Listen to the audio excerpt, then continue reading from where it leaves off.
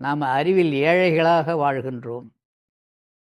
அந்த அறிவு விளங்கும் போது அன்பு விளங்கும், அன்பு விளங்கும் போது அறிவு விளங்கும். ரெண்டும் விளங்கும் போது நமக்கு உண்மை புரியும். அவன் நம்மளை அனுப்பினவன் நமக்கு எல்லாவற்றையும் கொடுப்பான். எப்படி கொடுப்பான், ஏதா கொடுப்பான்னு தெரியாது.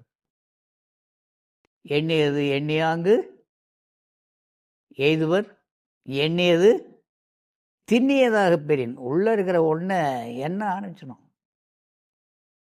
அதை தான் வள்ளல் பெருமான் நினைந்து நினைந்து உணர்ந்து உணர்ந்து உள்ளே இருக்கிற ஒன்றை எப்பவும் அங்கே ஒரு உணர்வு இருக்குது.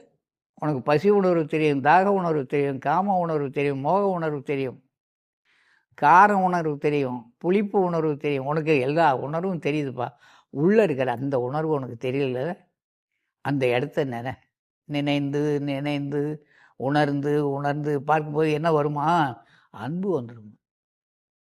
அன்பே நிறைந்து நிறைந்து ஊற்றெழும் கண்ணீர். அதனால் ஆஹா, நீ இப்படியா இருக்க என்னுள்ள, நான் இது நாள் வரை நான் வீண் காலம் போய்க்கு விட்டேனே, என்னுள்ளே நீ இருக்கின்றாய், உன்னுள்ளே நான் இருக்கின்றேன், நீ தான் நானும், நான் தான் நீ.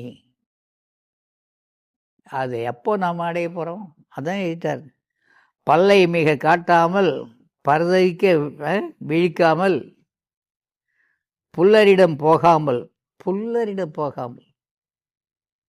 10 ரூபா வாங்கிட்டேன், 100 இடத்துல சொல்லிவிடுவார். அண்ணனுக்கு 10 ரூபா கொடுத்தா, அண்ணனுக்கு 10 ரூபா கொடுத்தா, அண்ணனுக்கு 10 ரூபா கொடுத்தா.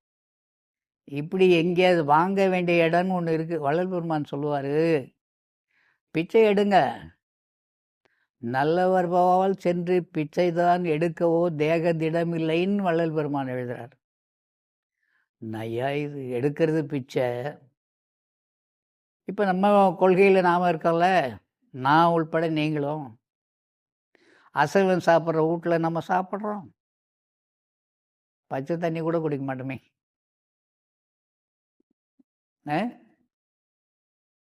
அதுதான் நம்ம சில கொள்கையிலே இருக்கணும். ஆனால் அவங்க உறவு வேணும், அவங்க நட்பு வேணும், அவங்க துணை வேணும்.